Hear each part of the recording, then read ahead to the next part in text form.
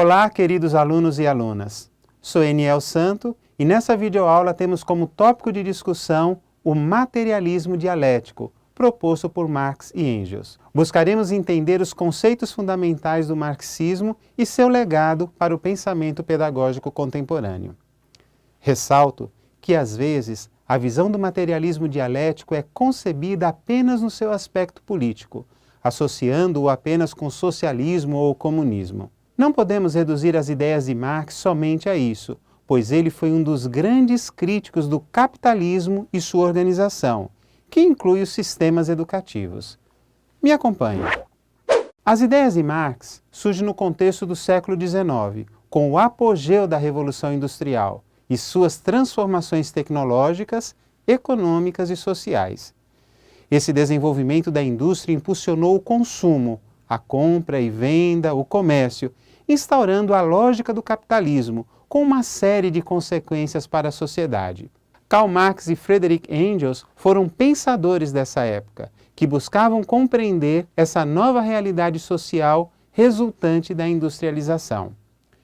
Embora Marx e Engels sempre são citados juntos, muitos estudos mostram que Engels mais colaborou no sentido financeiro do que no sentido intelectual, visto que as principais ideias foram originalmente desenvolvidas por Karl Marx. Mas o que é o materialismo dialético proposto por Marx? O que é mesmo dialética?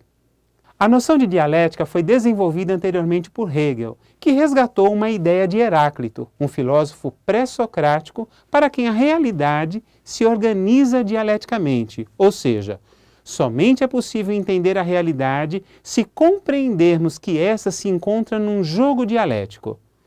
Dialético origina-se de dian, do grego dois, e lektikos, razões ou fatos, denotando assim duplo aspecto ou razões. Por exemplo, podemos entender a vida a partir da compreensão da morte, pois vida e morte são elementos opostos, em que o entendimento de um pressupõe a compreensão do outro. Heráclito dizia que toda a realidade está numa mudança dialética. Assim, o dia está para a noite, pais e filhos, vida e morte, ou seja, tudo está numa constante movimentação e relação entre opostos, numa mudança dialética.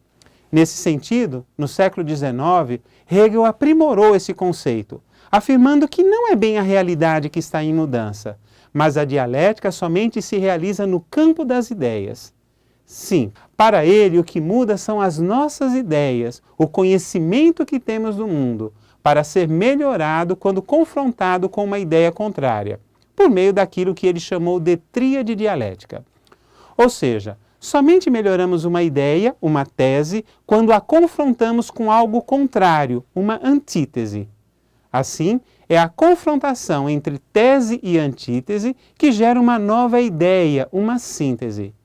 Isto é, uma ideia nova que surge entre o confronto de tese e antítese. Por exemplo, quando discuto um conceito que eu tenho sobre a Base Nacional Curricular Comum, uma tese, e eu discuto com alguém que possui um conceito diferente sobre o BNCC, uma antítese, podemos gerar aí uma síntese, ou uma nova ideia, uma ideia diferente que abarca os conceitos da minha ideia e a do meu interlocutor. Isso é o que Hegel propunha. O pensamento crítico se desenvolve quando confrontamos as ideias com a sua negação, produzindo um pensamento intermediário. Isso é dialética. Observe que Hegel aponta que a realidade deve ser interpretada dialeticamente, e isso é fundamental para entendermos as ideias de Marx. Mesmo considerando que a dialética de Hegel era idealista, ou seja, ocorria apenas no âmbito das ideias, Karl Marx se deparou com situações concretas, pois era filho de proletário ou operário que trabalhava na indústria e trabalhava para uma burguesia enriquecida. Lembre-se do momento histórico do século XIX. A Revolução Industrial emergiu uma classe dominante burguesa, proprietária dos meios de produção industrial, cujas desvantagens sociais, especialmente para os trabalhadores, foram objeto da reflexão de Marx.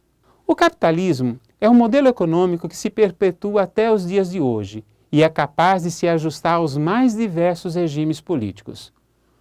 O capitalismo originou-se especialmente a partir do século XV, com a ascensão dos comerciantes burgueses, sendo intensificado pela industrialização dos séculos XVIII e XIX, com a produção em larga escala para suprir o consumo, visando a obtenção de mais lucro. O lucro aqui é entendido como a diferença entre o que se gastou para produzir e o preço de venda. Ou seja, no modelo econômico capitalista, a lógica é otimizar o processo de produção e de comercialização, reduzindo os custos de produção, especialmente os custos de mão de obra, para aumentar cada vez mais o lucro. Esse modelo econômico trouxe sérios problemas sociais, pois os trabalhadores ou os proletários vendiam sua força de trabalho em longuíssimas jornadas insalubres, envolvendo até mesmo crianças, para ajudar seus pais, e isso em troca de salários medíocres para garantir a sua sobrevivência. Marx e Engels foram os primeiros a pensar criticamente essas questões resultantes das relações de produção ao fazer um diagnóstico dos problemas do capitalismo e da exploração da classe trabalhadora para o enriquecimento dos donos de produção. Reparem que isso era uma questão filosófica que se perpetua até os nossos dias. Uma das principais questões diagnosticadas por Marx foi que a relação de produção sempre resultou em duas classes antagônicas, que estão constantemente em luta.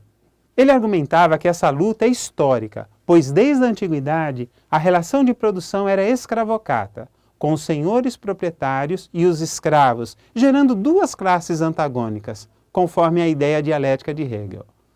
Os conflitos dessa oposição surgiu uma síntese, ou seja, o sistema feudal, que por sua vez também produziu duas classes antagônicas, os senhores proprietários de terras e os servos, cuja oposição conduziu ao sistema econômico denominado capitalismo. Mas o capitalismo, por sua vez, também gerou classes antagônicas, os donos de produção e os trabalhadores.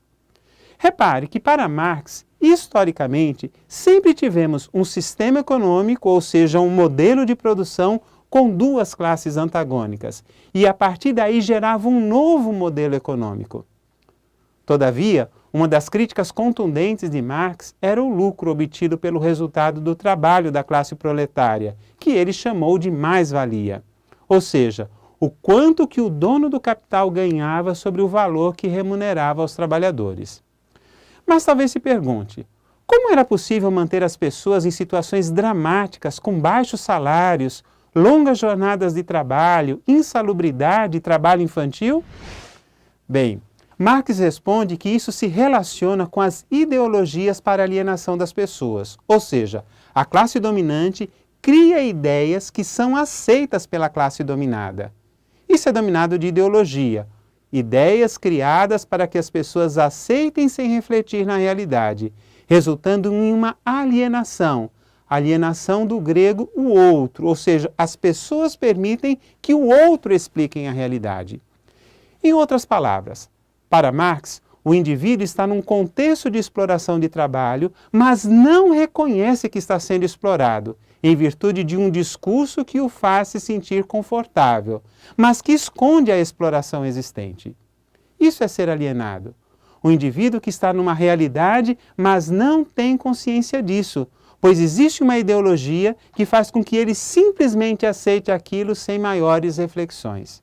Nesse processo de alienação, o próprio ser humano deixa de ser considerado como pessoa e passa a ser tratado como coisa. Assim, nas ideias de Marx, a ideologia inicialmente possui um sentido negativo, pois serve para justificar um contexto de alienação. Entretanto, Marx pontua que para mudarmos é necessária uma outra ideologia, criada pela reflexão do próprio indivíduo pela via da educação. Para Marx, a educação é a via que irá produzir uma contra-ideologia, capaz de aniquilar a ideologia alienante da classe dominante. Dessa forma, nós percebemos que a ideologia é abstrata, está no campo das ideias, mas possui implicações concretas na realidade social. Daí que se justifica o termo materialismo dialético, ou seja, temos um contexto dialético dos meios de produção com duas classes oponentes, nesse caso, o dono do capital e o trabalhador, que produziu concretamente o capitalismo como um novo sistema econômico. Assim, é dialético, pois está em um movimento de oposição, mas também é materialista, pois é uma compreensão que tais relações de oposição estão na realidade concreta da sociedade. Daí o termo materialismo dialético. Percebemos então que a proposta marxista para a transformação da sociedade é basicamente humanista. Em outras palavras, promover a formação de uma consciência crítica nos trabalhadores para que eles possam se libertar da alienação e se emancipar de forma econômica e social. Dessa forma, a vertente filosófica marxista procura estudar a sociedade para identificar suas contradições e, a partir delas, analisar as possibilidades de transformação social e melhoria das condições de vida. Os legados dos pensamentos de Marx e Engels foram inúmeros. No campo da educação, podemos destacar as contribuições do filósofo marxista francês Louis Althusser com o conceito de aparatos ideológicos do Estado. Para ele, o Estado é formado por uma série de instituições, tais como a administração pública, polícia, exército, entre outras, que exercem controle coercitivo na sociedade. Para Althusser, a educação é um veículo de transmissão dessa ideologia dominante, porque visa a manutenção do controle social da classe dominante. Assim, a filosofia de Althusser inspirou uma corrente pedagógica denominada crítico-reprodutivista, em que a educação é entendida como um instrumento de reprodução social e perpetuação da classe dominante. Para a pedagogia crítico-reprodutivista, a total eliminação da educação escolar é uma condição necessária para a emancipação da classe trabalhadora. Imaginem isso. Contrapondo-se ao caráter pessimista da pedagogia crítico-reprodutivista, existe outra corrente de inspiração marxista que, embora admita o sistema escolar como um instrumento para inculcar a ideologia, defende que a escola pode e deve se transformar, como sendo um local de formação da consciência crítica do indivíduo. Essa corrente marxista é chamada da pedagogia histórico-crítica e tem no teórico brasileiro, Demerval Saviani, o seu principal expoente. É interessante que Saviani busca uma superação da pedagogia tradicional e do movimento da escola nova, que ele classifica como não crítica, pois partem de uma perspectiva ideologizante. Para Demerval Saviani, uma pedagogia crítica envolve uma prática educativa que leve uma tomada de consciência da dominação de classe, capaz de fornecer subsídios para uma ação social transformadora, para que a escola se transforme e assuma um novo papel, muito além da crítica.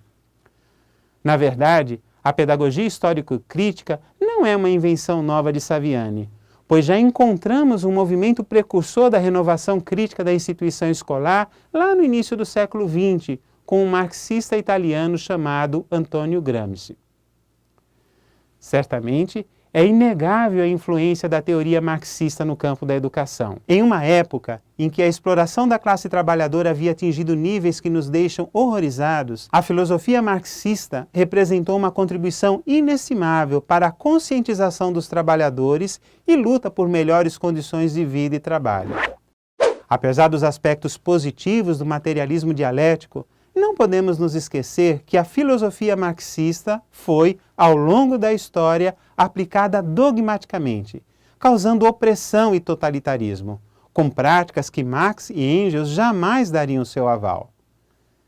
Ressalto que os textos de Marx não devem ser lidos como sendo uma cartilha para o século XX ou um manual de instruções para o século XXI. Antes, devem inspirar novas ideias, tornando-os mais importantes ainda nos nossos dias. Observamos que Marx e Engels, eles dão destaque à educação como uma via de formação de uma consciência crítica e da supressão da ideologia dominante. Nos debates entre marxistas da contemporaneidade, uma das questões mais controversas é o papel da escola.